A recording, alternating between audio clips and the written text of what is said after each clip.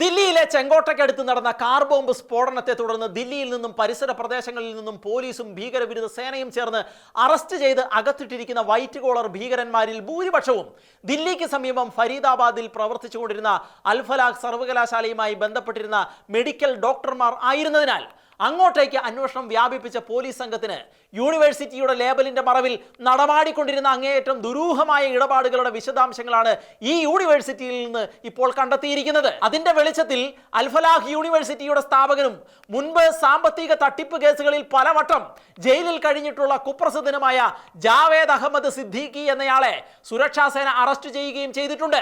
അൽഫലാഹ് യൂണിവേഴ്സിറ്റിയിൽ നിന്ന് ദിവസേന പുറത്തു വരുന്ന കാര്യങ്ങൾ അങ്ങേയറ്റം നടുക്കമുളവാക്കുന്നത് തന്നെയാണ്.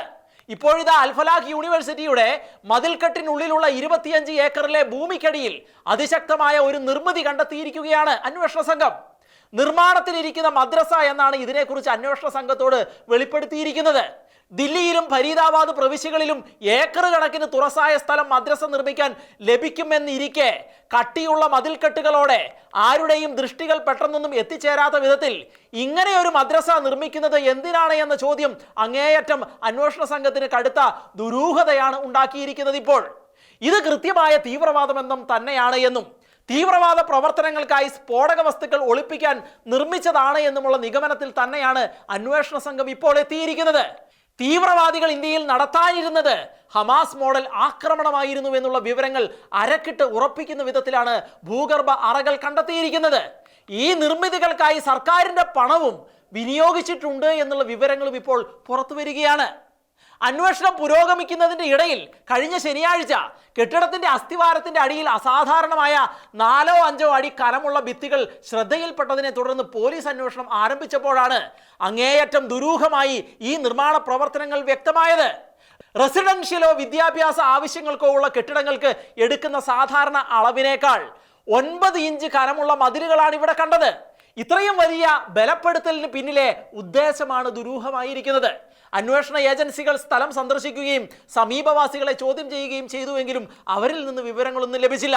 സാധാരണ മദ്രസകളുമായോ വിദ്യാഭ്യാസ സ്ഥാപനങ്ങളുമായോ ഇത്ര വലിയ കെട്ടിട ഘടന തുറസായ ഏക്കർ കണക്കിന് സ്ഥലം കിടക്കെ അതും അണ്ടർഗ്രൗണ്ടിൽ ആവശ്യമില്ലാത്തതിനാൽ ഇത് സ്ഫോടക വസ്തുക്കൾ ഒളിപ്പിച്ചു വെക്കാനും തീവ്രവാദ പ്രവർത്തനങ്ങൾ നടത്താനും വേണ്ടി ഉള്ളതാണ് എന്നും അന്വേഷണ സംഘം ഇപ്പോൾ ഉറപ്പിച്ചിരിക്കുകയാണ്.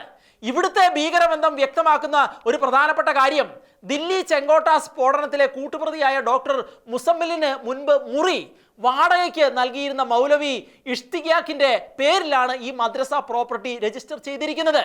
മുസമ്മലിന്റെ അറസ്റ്റിനെ തുടർന്ന് ചോദ്യം ചെയ്യലിലാണ് മദ്രസയുടെ നിർമ്മാണത്തെക്കുറിച്ചുള്ള വിവരങ്ങൾ NIA കണ്ടെത്തിയത്.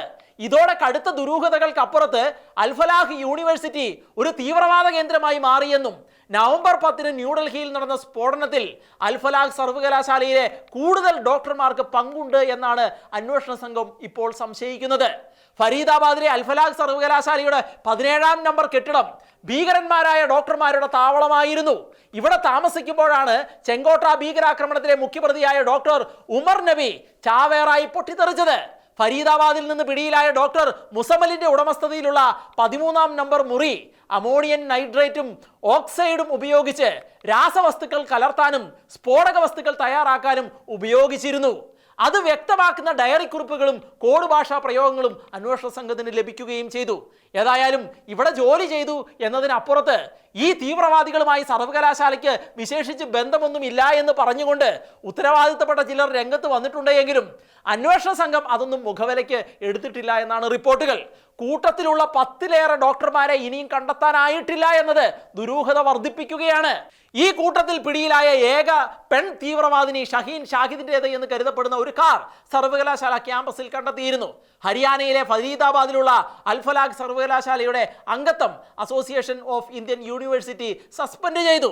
ഫരീദാബാദിലുള്ള അൽഫലാഹ് യൂണിവേഴ്സിറ്റി നല്ല നിലയിലല്ല എന്ന കാര്യം പലപ്പോഴും ഞങ്ങളുടെ ശ്രദ്ധയിൽപ്പെട്ടിട്ടുണ്ട് എന്ന് അസോസിയേഷൻ ഓഫ് ഇന്ത്യൻ യൂണിവേഴ്സിറ്റീസും പറയുന്നു. ഏതായാലും അൽഫലാഹ് യൂണിവേഴ്സിറ്റി തീവ്രവാദി ഫാക്ടറിയായി മാറിയിരിക്കുന്നു എന്ന കാര്യം ദിവസം തോറും അരക്കിട്ട് ഉറപ്പിക്കപ്പെടുന്ന റിപ്പോർട്ടുകളാണ് ഇപ്പോൾ അന്വേഷണ സംഘത്തിന്റെ ഭാഗത്തു നിന്നും പുറത്തു വന്നുകൊണ്ടിരിക്കുന്നത്.